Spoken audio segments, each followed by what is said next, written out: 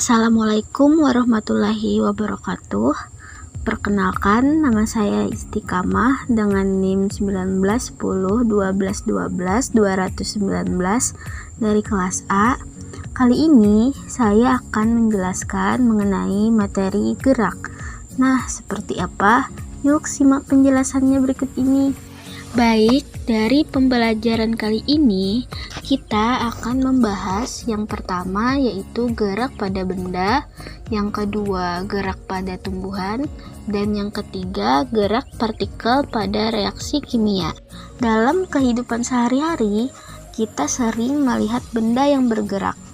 Bahkan kita sendiri loh yang menggerakkannya. Pernahkah kalian memperhatikan mobil yang berjalan, kereta yang berjalan, dan lain-lain? Jika kita perhatikan, semua benda yang bergerak tersebut membentuk suatu lintasan. Lintasan tersebut adalah lintasan lurus.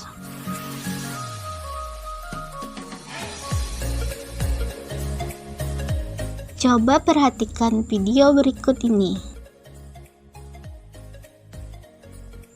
Dari video tersebut, timbullah beberapa pertanyaan, seperti apa yang terjadi pada mobil, mengapa mobil dikatakan bergerak, dan bagaimana bentuk lintasan mobil tersebut.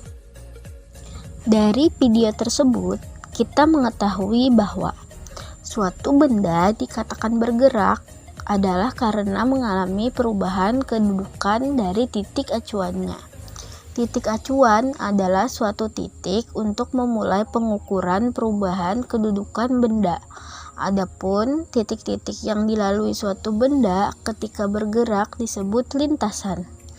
Sedangkan gerak lurus adalah gerak yang mempunyai lintasan lurus. Lalu, apa itu jarak dan perpindahan? Jarak adalah panjang lintasan yang ditempuh benda tanpa memperhatikan arah.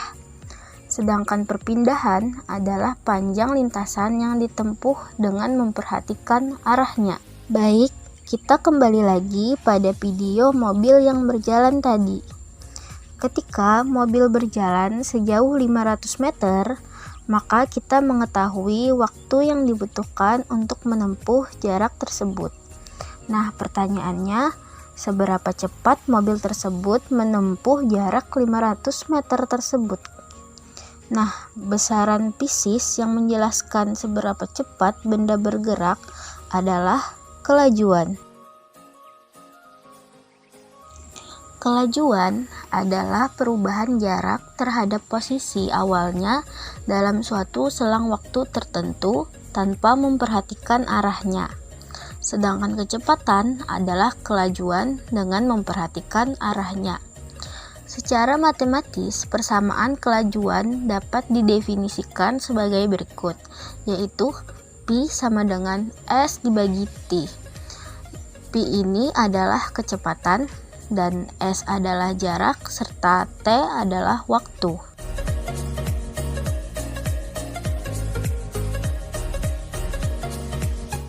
Salah satu ciri-ciri makhluk hidup adalah bergerak.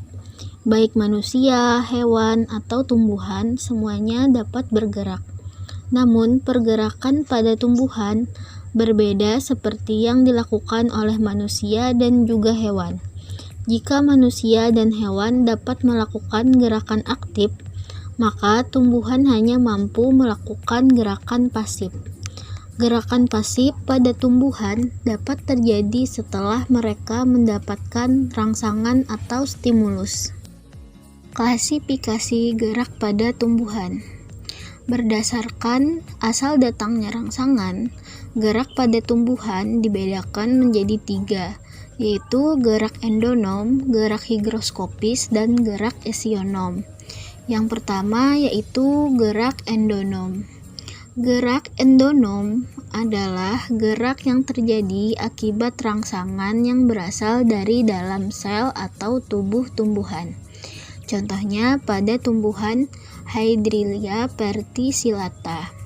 Seperti yang terlihat pada gambar, jika kamu mengamati daun tumbuhan Hydrilla verticillata, kamu akan melihat struktur seperti dinding tembok yang di dalamnya terdapat butiran bulat berwarna hijau.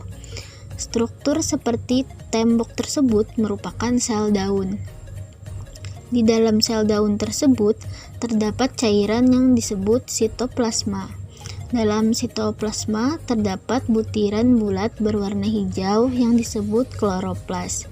Jika kamu mengamati kloroplas tersebut secara cermat, kamu akan melihat kloroplas tersebut bergerak berkeliling atau berotasi di dalam sel yang disebut gerak siklosis. Pergerakan tersebut sebenarnya akibat dari pergerakan atau aliran sitoplasma dalam sel. Gerak ini terjadi secara spontan dan berasal dari dalam sel tumbuhan tersebut. Maka gerak ini termasuk ke dalam gerak endonom. Kemudian gerak yang kedua yaitu gerak higroskopis.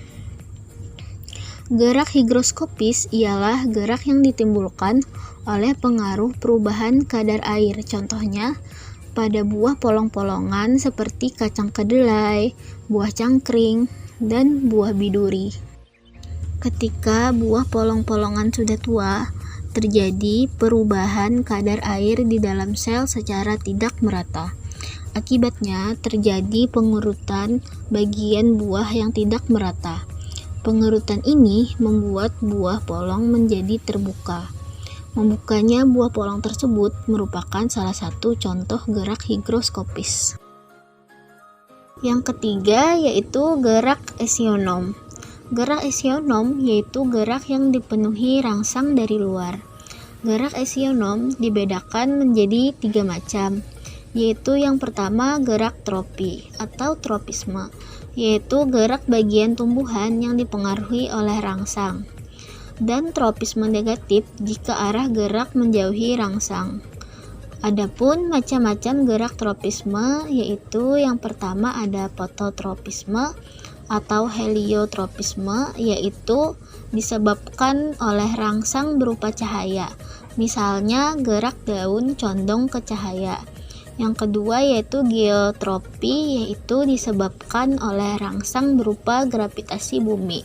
Misalnya gerak akar tumbuh ke dalam tanah dan gerak batang lurus ke atas. Yang ketiga tikmotropi atau haptrotopi, yaitu gerak yang disebabkan oleh rangsang berupa singgungan, contohnya akar yang melilit pada sebuah batang. Yang keempat yaitu hidrotropi, yaitu rangsang berupa air, misalkan gerak akar yang mendekati sumber air. Yang kelima yaitu kemotropisme, yaitu gerak tropisme yang dipengaruhi oleh zat kimia. Kemudian setelah gerak tropisme, pada gerak esionom juga terdiri dari gerak taksis. Gerak taksis merupakan gerak seluruh tubuh tumbuhan menjauhi ataupun mendekati sumber rangsangan. Gerak taksis pada umumnya terjadi pada tumbuhan tingkat rendah, sebab tubuhnya tidak menempel pada tempat tertentu.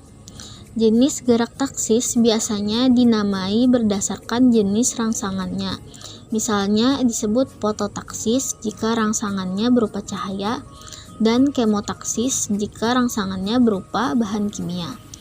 Gerak taksis yang mendekati arah datangnya rangsang sering disebut gerak taksis positif. Sedangkan gerak taksis yang menjauhi rangsangan disebut gerak taksis negatif. Kemudian yang juga termasuk gerak esionom yaitu gerak nasti. Gerak nasti terdiri dari gerak seismonasti, gerak niktinasti, gerak fotonasti, dan gerak termonasti. Seismonasti adalah gerak nasti tumbuhan yang dipengaruhi oleh getaran atau sentuhan.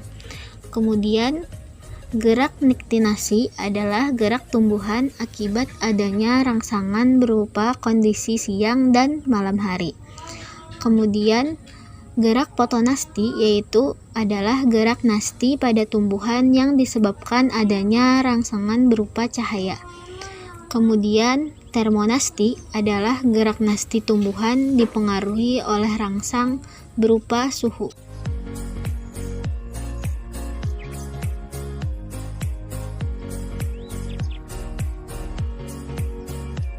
Gerak partikel pada reaksi kimia.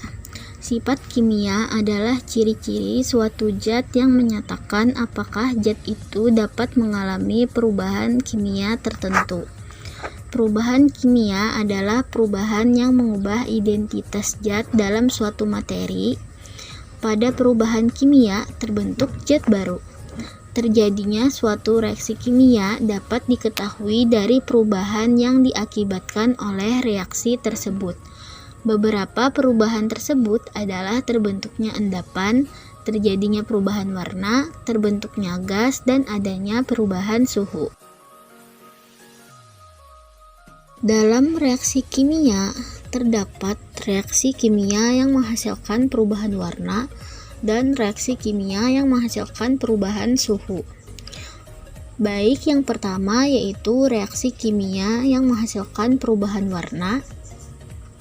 Adapun contoh reaksi kimia yang menghasilkan perubahan warna yaitu reaksi antara larutan tepung kanji dan iodium dapat diketahui dari perubahan warna yang terjadi. Larutan kanji berwarna jernih, iodium berwarna coklat. Jika keduanya dicampurkan, akan membentuk warna biru. Jika ditambahkan vitamin C, maka iodium akan bereaksi dengan vitamin C, membentuk zat kimia lain yang tidak berwarna. Jadi, reaksinya dapat diketahui dari perubahan warna yang terjadi. Kemudian yaitu reaksi kimia yang menghasilkan perubahan suhu. Suatu reaksi kimia yang menghasilkan energi dinamakan reaksi eksoterm. Jika energi tersebut berupa panas, dapat mengetahuinya dengan mengukur kenaikan suhunya. Adapun contohnya yaitu pada reaksi pembakaran. Sedangkan suatu reaksi kimia yang memerlukan energi dinamakan reaksi endoterm. Contohnya reaksi pada proses fotosintesis. Baik, kesimpulan dari materi hari ini yaitu gerak dalam fisika, biologi maupun kimia merupakan satu kesatuan yang saling berhubungan. Pada gerak benda, benda dikatakan bergerak karena mengalami perubahan kedudukan dari titik acuan. Pada gerak tumbuhan, berdasarkan asal datang rangsangannya, dibedakan menjadi 3, yaitu gerak endonom, gerak higroskopis, dan gerak esionom. Pada gerak partikel, pada reaksi kimia, berkaitan dengan perubahan kimia. Perubahan kimia adalah perubahan yang mengubah identitas zat dalam suatu materi. Oke teman-teman, itu tadi penjelasan mengenai materi gerak. Terima kasih sudah menyaksikan video ini, dan sampai jumpa di video selanjutnya. Terima kasih. Wassalamualaikum warahmatullahi wabarakatuh.